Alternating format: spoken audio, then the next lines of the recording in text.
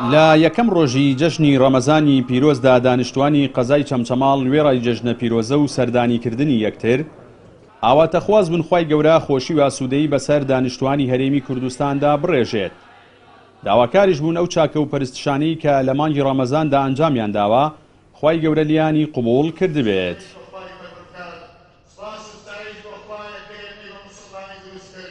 بە بۆنەی جەژنی پیرۆزی ڕەمەزانەوە پیرۆزبایی لە گشت مسلمانن جیهان بە تایبەتی کوردستانەکەم داواکارم لە خوای گەورە ئەم جەژنە بێتە مای تەبایی و برایەتی بۆ گەلی کوردمان بە تایبەتی بۆ باشوور بێتە کۆتایی هێنان بە قەیرانەکان و ئاشەواری ئاشتەوایی دروست ببێت لە کوردستان و هەموو حزبەکان دەست بکەنە ناو دەستیەک و بۆ کۆتایی هێنان بە قەیرانەکان و خەڵکیش لەم لە هامەتەیە نەجاتی بێ. داواکەیان لە خوای گەورە ئەم جەژن ڕەمەزانە کە تەمایی خێر و خۆشی و بەرەکەت و جەژنی هەموو لای مبارەک بێ و جەژنی هەموو کوردستان مبارەک بێ و خاستن شاری چەمچەماڵ و هەموو لایەک مبارەک بێ. خوای خێر و خۆشی و بەرەکەت بێ تەقوا و چاکە و خوا هەسی خوایە لە هەموو لای قبول کرد بێ ئینشاءالله. یا ڕەبی خوایە ئەم جەژنەیە بکەیتە شادی و خۆشی و کامەرانی لە ناوی ملەتی کووردا لە ناوی ملەتی هەموو بسڵمانانە. یا ڕەبی خوایە ئەم شەڕ و ئاژاوەمانە تیا بکوشێنیتەوە پیرۆزبایی بێ لە هەموو لایەک.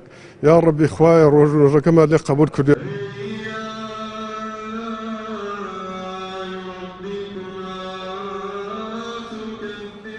لە مەراسیمی نوێژی جەژندا ژمارەیەک بەرپرسی ئەمنی و ئیداری قەزاکە ئامادە بوون.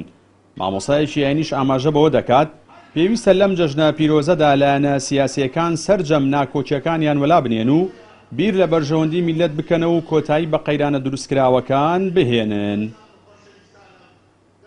داواکەین لە خوای گەورە ئەم جەژنە وەکو خوای گەورە خەڵاتێکی داناوە بۆ ڕۆژوان کە لیان خۆش دەبێت و تەبایی و برایەتی خسە ناومانەوە.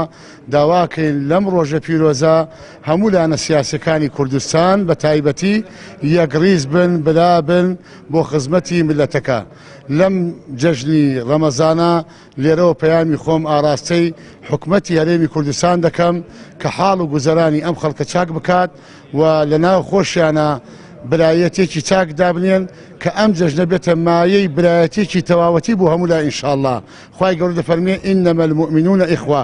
داواکارم ئەم ئاەتە جێبەجێ بکرێ بەسەر هەموو کار بەدەست و خەڵکی کوردستان بەگشتی.